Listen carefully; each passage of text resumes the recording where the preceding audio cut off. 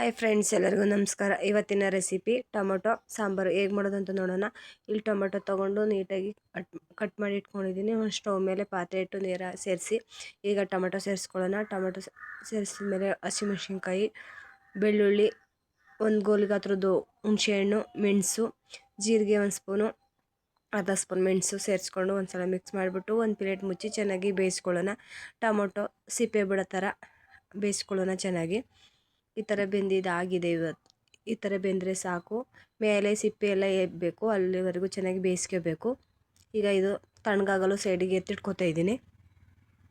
ಈ ಥರ ತಣ್ಣಗಾಗಲು ಸೈಡಿಗೆ ಎಲ್ಲ ಎತ್ತಿಟ್ಕೊಂಡಿದ್ದೀನಿ. ಒಂದು ಮಿಕ್ಸಿ ಜಾರ್ಗೆ ಕಾಯಿ, ಈಗ ಆಗಲೇ ಇಟ್ಕೊಂಡಿರೋ ತಣ್ಣಗಾಗೋದು ಟೊಮೊಟೊ, ಮೆಣಸಿನ್ಕಾಯಿ, ಬೆಳ್ಳುಳ್ಳಿ, ಮೆಣಸು, ಜೀರಿಗೆ ಎಲ್ಲ ಸೇರಿಸ್ಕೊಂಡು ನೀರು ಸೇರಿಸಿ ಮುಚ್ಚಿ ರುಬ್ಕೊಳ್ಳೋಣ. ಈ ಥರ ನೈಸಿಗೆ ರುಬ್ಕೊಂಡ್ರೆ ಸಾಕು. ಸ್ಟವ್ ಮೇಲೆ ಪಾತ್ರೆ ಇಟ್ಕೊಂಡಿದ್ದೀನಿ. ಪಾತ್ರೆ ಬಿಸಿ ಆದಮೇಲೆ 1-2 ಸ್ಪೂನ್ ಎಣ್ಣೆ ಸೇರಿಸಿ ಸಾಸಿವೆ, ಕರಿಬೇವು, ಒಣಮೆಣ್ಸಿನ್ಕಾಯಿ ಸೇರಿಸಿ ಗೆಜ್ಜಿರೋ ಬೆಳ್ಳುಳ್ಳಿ ಸೇರಿಸಿ ಫ್ರೈ ಮಾಡ್ಕೊಳ್ಳೋಣ. ಈ ಥರ ಫ್ರೈ ಮಾಡ್ಕೊಂಡ್ರೆ ಸಾಕು. ಇವಾಗ ರುಬ್ಬಿರೋ ಮಸಾಲ ಸೇರಿಸ್ಕೊತಾ ಇದ್ದೀನಿ. ರುಬ್ಬಿರೋ ಮಸಾಲನೂ ಸೇರಿಸ್ಕೊಂಡು ಒಂದು ಸಲ ಮಿಕ್ಸ್ ಮಾಡ್ಕೊಳ್ಳೋಣ. ಜಾರ್ ತೊಳೆದು ನೀರನ್ನು ಕೂಡ ಸೇರಿಸ್ಕೊಳ್ಳೋಣ. ಒಂದು ಸ್ವಲ್ಪ ನೀರು ಸೇರಿಸ್ಕೊಂಡು ಒಂದು ಸ್ವಲ್ಪ ಬೇಯಲಿ ಅಂದ್ಬಿಟ್ಟು ಒಂದು ಮುಚ್ಚಿ ಬೇಯಿಸ್ಕೊಳ್ಳೋಣ. ಈ ಥರ ಬೇಯಿಸ್ಕೊಂಡಿದ್ದಾಗಿದೆ. ಈಗ ಒಂದು ಸಲ ಮಿಕ್ಸ್ ಮಾಡಿಕೊಂಡು ಜಾರ್ ತೊಳೆದು ನೀರನ್ನು ಕೂಡ ಸೇರಿಸ್ಕೊಳ್ಳೋಣ. ಸೇರಿಸ್ಕೊಂಡು ಆಗಲೇ ಟೊಮೊಟೊಲೆ ಬೇಯಿಕಿದ್ವಲ್ಲ, ಅದ್ರ ರಸ ಚೆಲ್ಲಕ್ಕೆ ಹೋಗ್ಬಾರ್ದು. ಅದನ್ನು ಕೂಡ ರಸನ ಸೇರಿಸ್ಕೊಳ್ಳೋಣ. ನೀರನ್ನು ಟೊಮೊಟೊ ಬೇಯಿಕಿದ್ವಲ್ಲ ಆ ನೀರನ್ನು ಸೇರಿಸ್ಕೊಂಡು ಒಂದು ಸಲ ಮಿಕ್ಸ್ ಮಾಡ್ಕೊಳ್ಳೋಣ.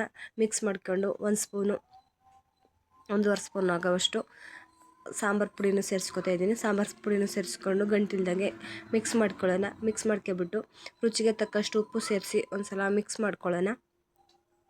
ಈ ಥರ ಮಿಕ್ಸ್ ಮಾಡ್ಕೊಂಡು ಒಂದು ಪ್ಲೇಟ್ ಮುಚ್ಚಿ ಒಂದು ಕುದಿ ಬರಲು ಬಿಡೋಣ. ಈ ಥರ ಒಂದು ಕುದಿ ಬಂದಿದ್ದಾಗಿದೆ. ಈ ಥರ ಕುದೀತಿದೆ.